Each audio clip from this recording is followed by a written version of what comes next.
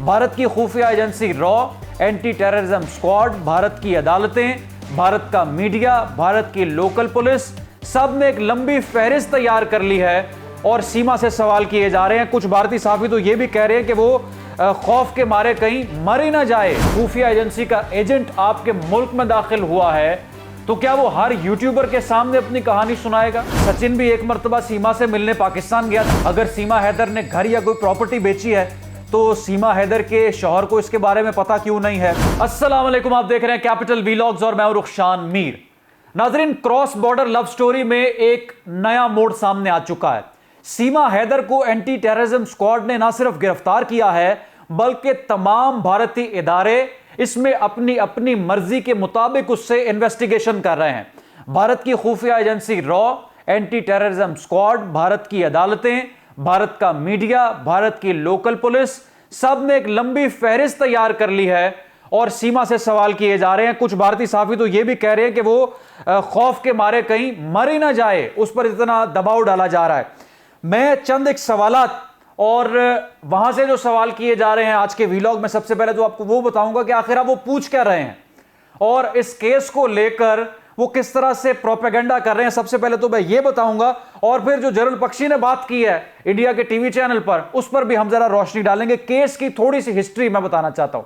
नाजरीन, 13 मई को सीमा हैदर बजरिया दुबई और नेपाल इंडिया पहुंचती है, क्योंकि इंडिया में जो सचिन है, नोएडा का शहरी, नोएडा का रिहायशी, उसके साथ सीमा की दोस्ती हो जाती है 2020 में।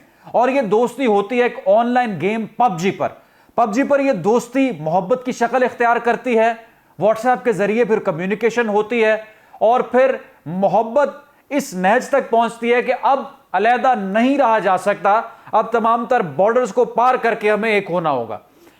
पहला सवाल जो इंडिया की तरफ से किया जा रहा है वो ये है कि सीमा हैदर के पास कैसे पैसे आए हैं, यानी जो ट्रैवल एक्सपेंस उसने किया है पाकिस्तान से इंडिया पहुंचने के लिए, 13 लाख रुपया एक और 7 लाख रुपया एक, यानी तकरीबन 20 लाख रुपया उसके पास कहां से आया है। दूसरा सवाल यह कि सचिन भी एक मर्तबा सीमा से मिलने पाकिस्तान गया था, वो कैसे गया था, इस पर भी हम बात कर लेते हैं। फिर दूसरा उनका सवाल यह कि अगर इसके पास इतने पैसे थे कि ये 20 लाख रुपए का ट्रैवल कर सकती है तो ये एक पुराने से फ्लैट में क्यों रहती है। फिर उसने एक सवाल यह कि क्या सीमा हैदर इससे पहले भारत के जो फौजी ऑफिसर्स हैं उनको भी फ्रेंड रिक्वेस्ट भेजती रही है। सीमा हैदर की आईडी 5 मरतबा डिलीट क्यों हुई है। सीमा हैदर ने पाकिस्तान में जो मोबाइल फोन्स खरीदे थे उनकी रसीदें सीमा हैदर के पास इंडिया में कैसे मौजूद हैं। अगर सीमा हैदर ने घर या कोई प्रॉपर्टी बेची है तो सीमा हैदर के शौहर को इसके बारे में पता क्यों नहीं है। और अगर सीमा हैदर का 8 मई को पासपोर्ट आया था तो 10 मई को ही वो कैसे रवाना हो गई इतनी जल्दी, उसको किसने तैयार किया, वो कौन सा ट्रैवल एजेंट था। नेपाल से जब दिल्ली आ रही थी तो नेपाल में उसकी हेल्प कौन कर रहा था, और काठमांडू में इसकी मुलाकात किस एजेंट के साथ हुई थी। और फिर ये सवाल पूछे जा रहे हैं कि सचिन के साथ ही राब्ता क्यों हुआ था।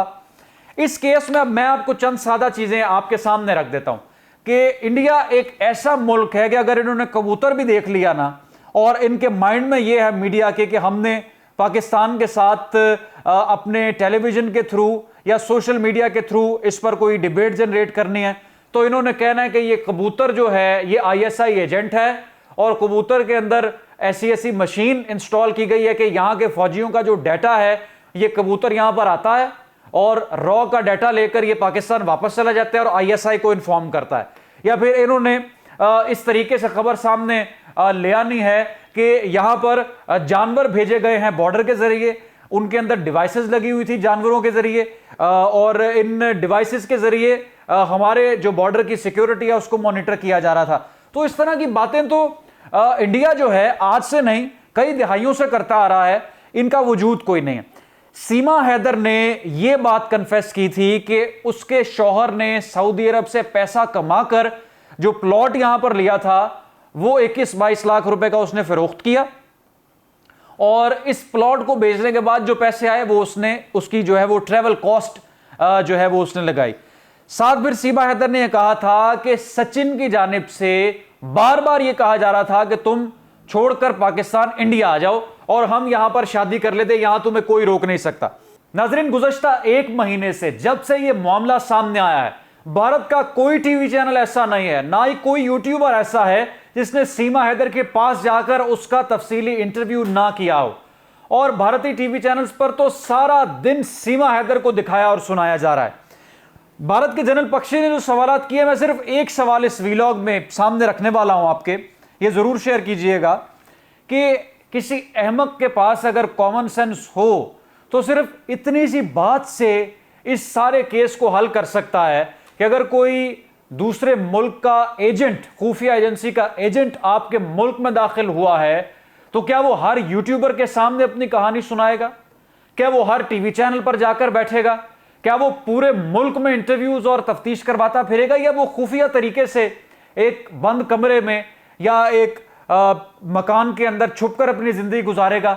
सीमा हैदर तो जाते ही पब्लिक हो गई और हर सवाल का वो जितनी उसकी सोच समझ थी वो जवाब देते रही और मीडिया के साथ भी वो कम्युनिकेशन करती रही। आप इस बात को देखें कि पूरे एक महीने आपने सीमा हैदर को अपनी भाभी कहा, मेहमान कहा, कमाल हो गया, आपने टीवी चैनल पर ढोल भी बजाए, आपने वेलकम भी किया, फूलों के हार भी आपके यूट्यूबर उनके लिए लेकर जाते रहे। और अब एक महीने बाद जब वो खबरें सारी चल गई तो आपने कहा ये आईएसआई एजेंट है, इसके पास इतने पासपोर्ट्स कहां से आए, इसके पास पैसा कहां से आया। जितने सवाल उस जनरल ने किए हैं टीवी पर बैठकर, सब अहमकाना सवाल और इनकी ट्रेनिंग को जाहिर करते हैं कि इतनी पुअर ट्रेनिंग और इतने सतही गुफ्तगू वहां पर की जा रही है सीमा हैदर को लेकर। अब वहां पर जी जो राइट विंग की तंजीमें हैं, योगी आदित्यनाथ और जो दीगर इस तरह की ऑर्गेनाइजेशन इंडिया में चल रही हैं जो कि बड़े कट्टर मजहबी लोग हैं, वो कहते हैं जी तफ्तीश खत्म होगी तो फिर पता चलेगा कि मामला क्या है, ये एजेंट हैं या ये वाकई एक प्रेम कहानी है, ये हमारी जबान कैसे बोल रही हैं। तो मैंने तो एक पहले कैपिटल पर जो वीलॉग आपने देखा उसमें भी कहा था कि किसी को यहां पर कोई इससे खास फर्क नहीं पड़ता, ये मसाइल जो हैं ये आपके कंसर्न्स हैं, और इस तरह का प्रोपेगेंडा करना और झूठ बोलना और नॉन इश्यूज पर इस तरीके से जो डिबेट करना, ये काम जो है ये आपके हो सकते हैं, हमारे नहीं। कमेंट सेक्शन में कीमती राय से जरूर आगाह करें। रुखसान मीरू कैपिटल वीलॉग से इजाजत दें, दोबारा हाजिर होंगे। अल्लाह हाफिज।